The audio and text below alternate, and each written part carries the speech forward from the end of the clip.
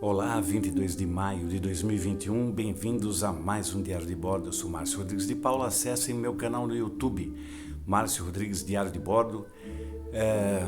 Gente, há mais de um ano, num dos primeiros diários de bordo que eu fiz, eu já havia vaticinado que, após a decisão monocrática do Supremo de transferir a condução das medidas contra a pandemia de Covid-19 para governos de estado e municípios, teríamos em breve um coronão ou um covidão, algo parecido com o antigo mensalão. Agora vemos aí essa CPI da Covid-19 e tá certo que eu não esperaria grande coisa de uma CPI presidida por Omar Aziz, cuja relação com essa CPI é talvez a que ele tenha vários parentes que já foram presos por ação da Polícia Federal investigando crimes contra a saúde do estado do Amazonas, né?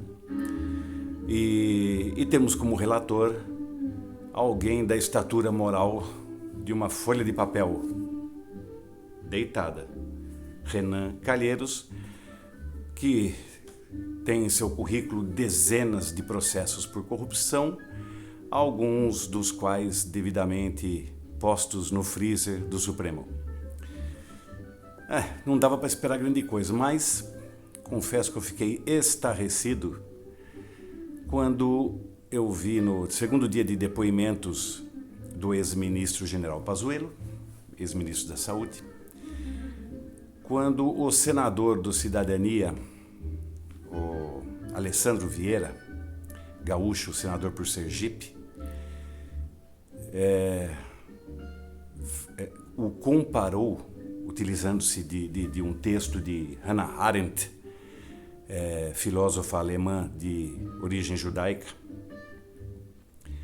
sobre a banalidade do mal, né, onde ela se referia a Adolf Eichmann. Vamos falar dele mais para frente.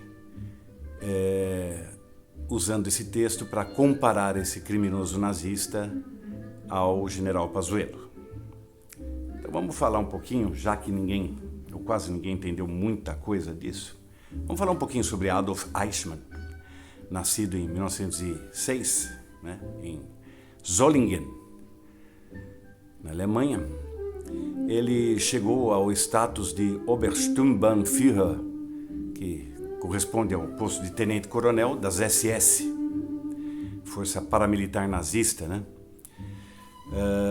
E ele era considerado o chefe da seção de assuntos judeus do Departamento de Segurança de Hitler. Foi um tarefeiro muito zeloso, cuidou da deportação de milhões de judeus, de ciganos, de prisioneiros eslavos, dissidentes do regime, homossexuais, deficientes mentais e físicos. Para vocês terem um exemplo da capacidade de organização de Adolf Eichmann, em março de 44, quando a Hungria foi invadida pela Alemanha, ele foi responsável direto por organizar a deportação de 800 mil judeus. Em menos de 2 meses, 434 mil já estavam mortos pelas câmaras de gás. Esse sujeito, Eichmann, quando a Segunda Guerra acabou, ele conseguiu fugir para a Áustria.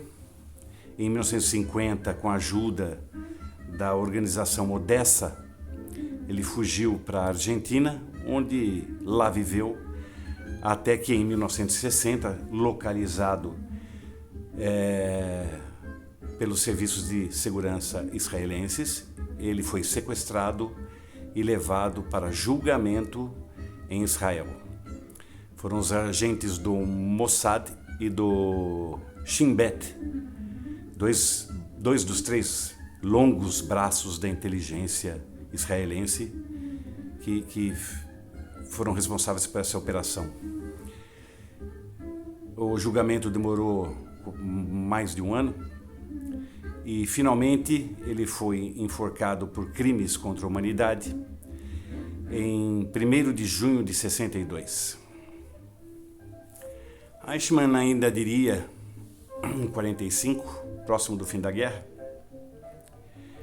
a seguinte frase: irei para o túmulo a rir porque a sensação de que tenho 5 milhões de seres humanos na minha consciência é para mim uma fonte de extraordinária satisfação.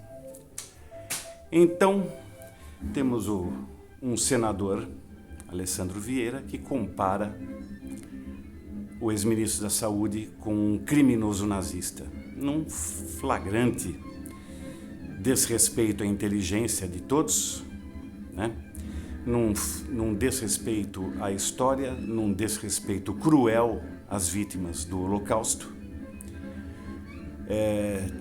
Portanto, ele atingiu um nível de boçalidade, a meu ver, comparável ao presidente e ao relator dessa CPI.